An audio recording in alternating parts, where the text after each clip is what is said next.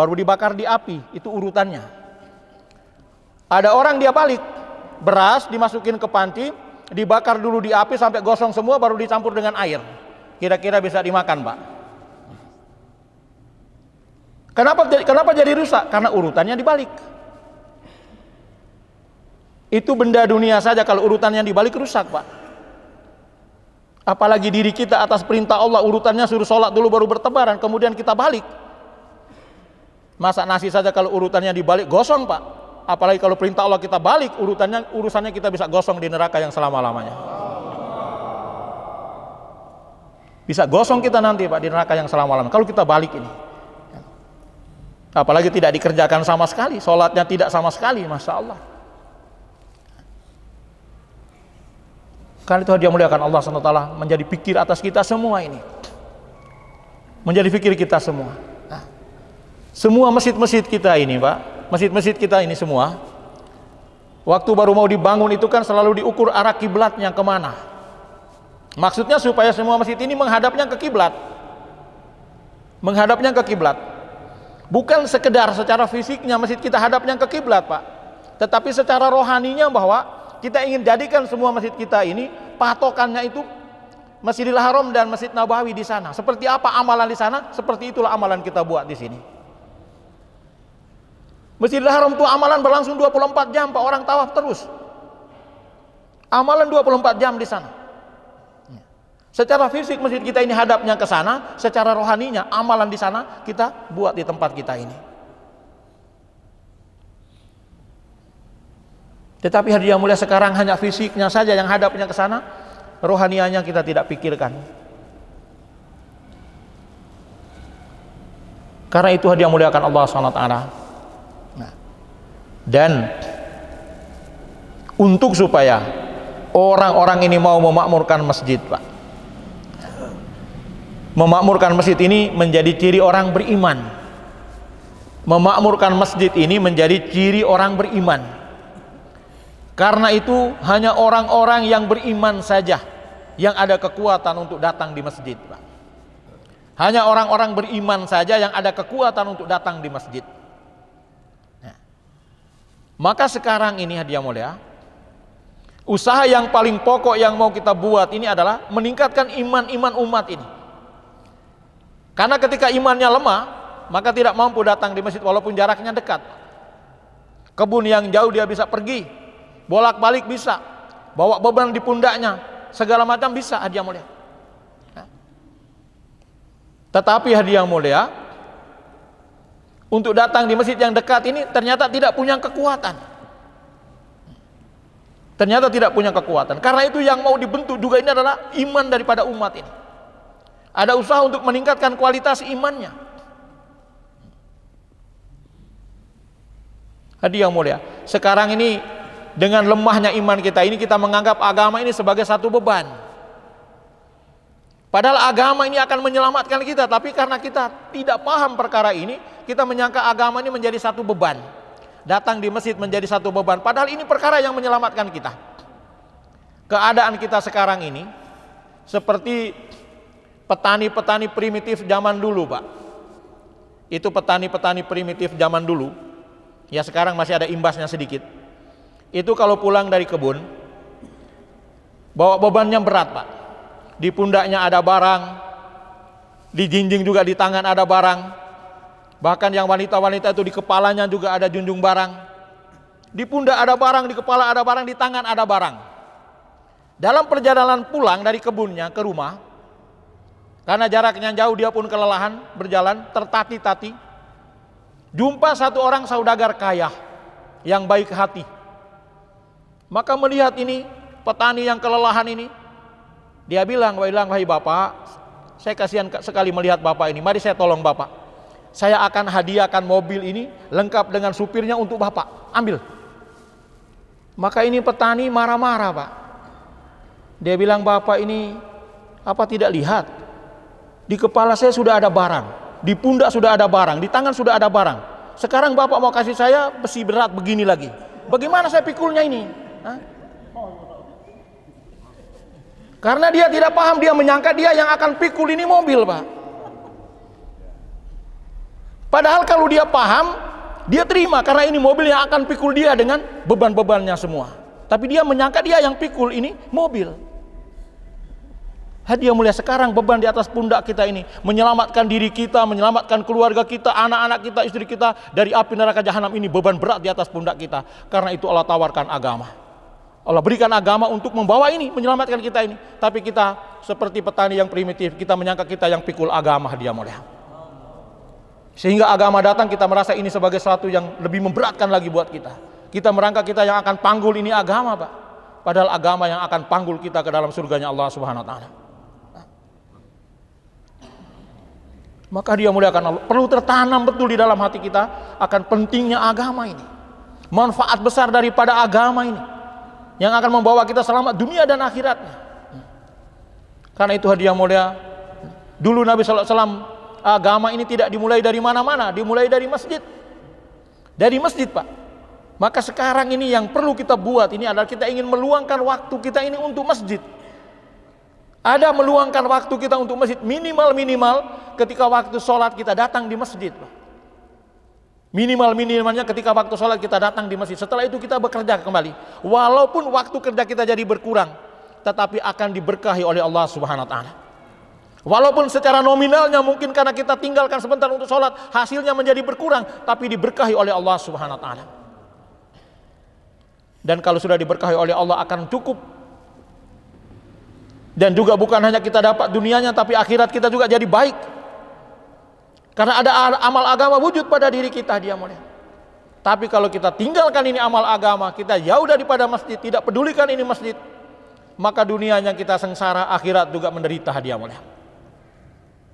Sengsara dunia, sengsara akhirat. Sengsara dunia, sengsara akhirat. Karena itu hadiah mulia, jamaah-jamaah yang dikirimkan kemana-mana dalam rangka buat usaha atas perkara ini. Tetapi kenapa ketika jamaah itu datang di satu kampung nampak sepertinya tidak ada hasil? Karena orang di kampung itu tidak mau ikut ambil bagian, hadiah mulia. Orang di kampung itu tidak mau ambil bagian. Jangankan kita yang datang, Pak, sahabat saja yang datang, kalau orang kampung tidak ikut ambil bagian tidak jadi asbab kebaikan. Rasulullah SAW bukan cuma sahabat, Pak, Nabi sendiri yang datang langsung ke Taif. Nabi, Pak, sendiri datang langsung ke Taif.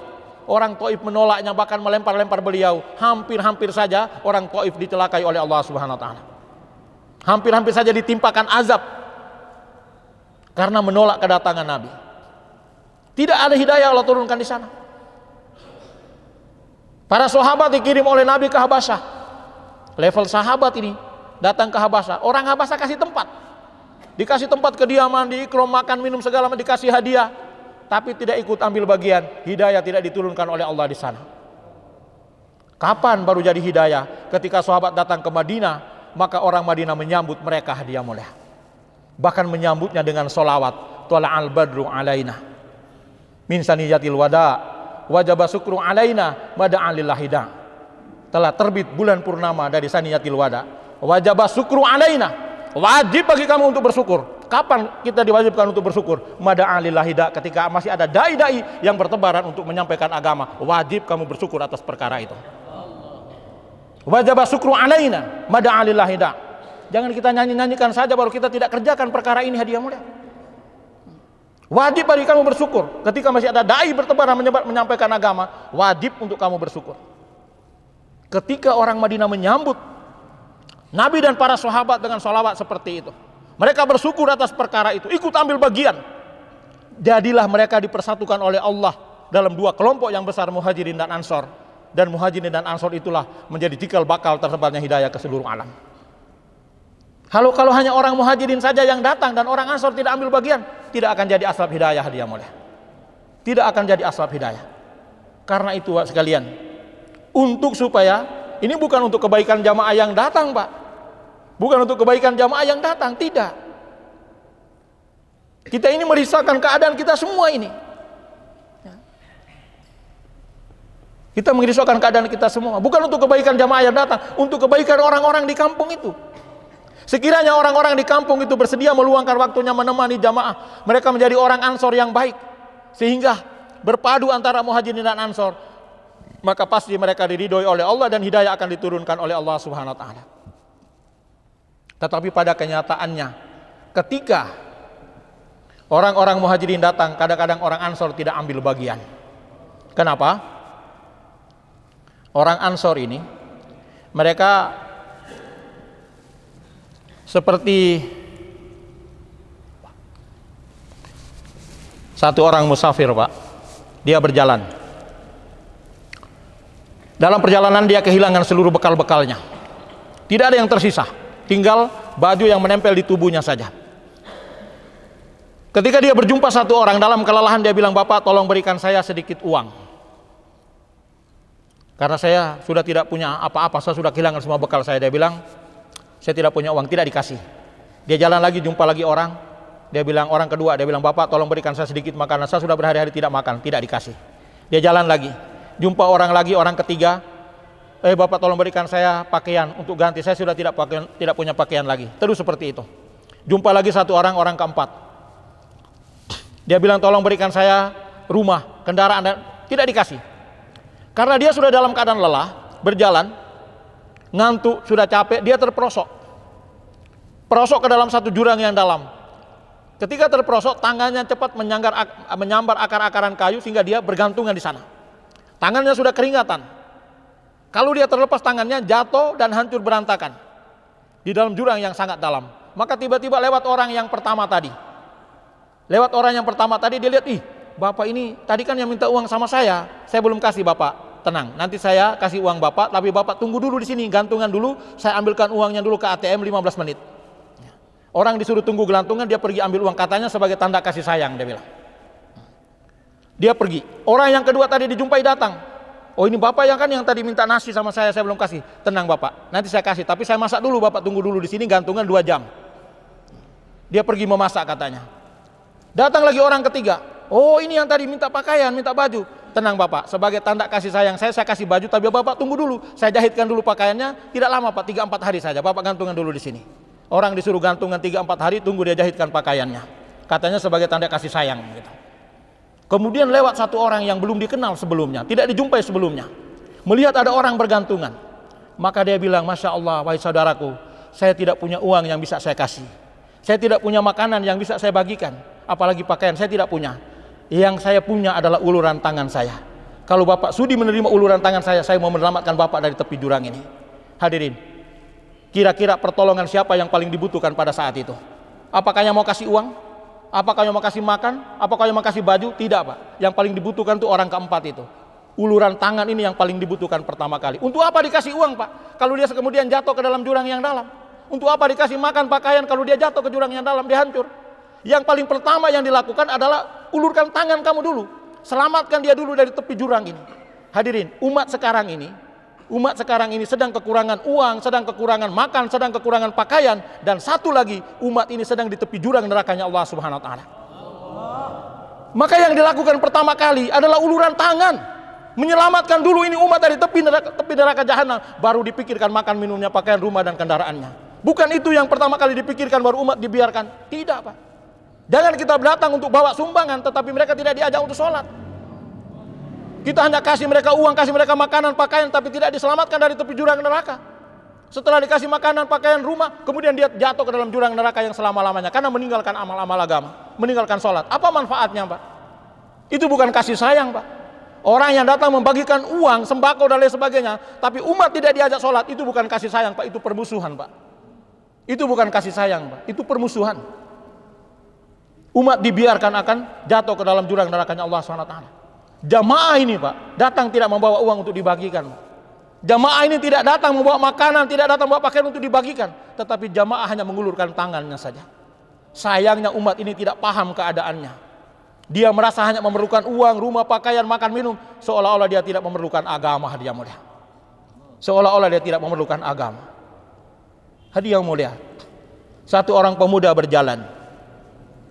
Di dalam perjalanannya dia lihat ada burung-burung itu di dalam sangkar, terbang ke sana nyangkut, ke sini nyangkut, ke kiri nyangkut, ke kanan nyangkut, maka dia kasihan. Dia kasihan. Terus dia bilang kepada yang penjual burung itu, dia bilang, "Wahai Tuan, kasihanilah burung-burung ini, lepaskan mereka supaya mereka terbang di alam yang bebas supaya dia bahagia. Maka kata penjualnya, dia bilang, tidak bisa. Ini adalah barang dagangan saya. Kalau kau ingin menyelamatkan mereka, ingin bebaskan mereka, kau harus bayar dulu. Kau harus bayar dulu baru kau boleh bebaskan mereka. Maka hadiah mulia, karena pemuda ini kasihan, betul-betul memikirkan keselamatan ini burung, maka dia rela keluarkan uangnya. Dia bayarkan kepada pemilik burungnya, supaya ini burung akan dibebaskan. Setelah dia kasih uangnya, maka sangkar diserahkan kepadanya. Tetapi begitu dia masukkan tangannya untuk mengambil burung supaya diselamatkan, tidak ada satu ekor burung pun yang mendekat kepada tangannya, hadiah mulia. Semua burung menjauh ke ujung-ujung sangkar, menjauh dari tangan ini, karena mereka tidak paham bahwa tangan ini yang akan menyelamatkan mereka. Hadirin, saudara-saudara kita dari tempat yang jauh, dari Jawa, dari Sumatera, dari Kalimantan, bahkan dari India, Pakistan, Bangladesh, dari mana-mana di seluruh alam ini, melihat kita ini kasihan karena kita jauh dari amal-amal agama. Karena itu mereka rela mengorbankan waktunya, rela mengorbankan harta dan dirinya, rela tinggalkan keluarga sementara waktu, bahkan sampai tidak berhari raya dengan keluarga, hanya untuk memikirkan keadaan kita ini, supaya kita selamat bahagia dunia dan akhirat. Tetapi ketika mereka datang ingin menyelamatkan kita, kita tidak ada yang mendekat kepada mereka, semuanya menjauh. Sampai-sampai jamaah datang ke rumah kita pun, salam di depan lari di belakang, salam di belakang lari di depan, hadiah mulia.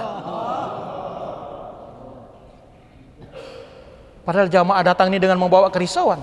Dia tidak datang untuk minta sumbangan, dia tidak datang dibiayai orang lain, dia keluarkan ongkosnya sendiri karena kerisauan atas umat ini. Bagaimana diri kita semua ini selamat, bisa dapat hidayah mengamalkan agama. Tapi keadaan umat ini seperti itu, hadiah mulia. Karena itu menjadi kerisauan kita semua. Kita perlu ambil bagian sama-sama. Apabila ada muhajirin yang datang, tolong bawa bapak sekalian bersedia menjadi ansor. Bersedia menjadi ansor, Pak, menjadi orang-orang tempatan, orang-orang ansor, menemani jamaah. Dengan bersatunya orang-orang muhajirin dan ansor itulah janji Allah. Janji Allah, wasabiqunal awwaluna minal muhajirin wal ansor walladzina tabauhum bi ihsan radhiyallahu anhum wa radu'an. Orang-orang awalun lagi yang pertama masuk Islam dari golongan orang-orang muhajirin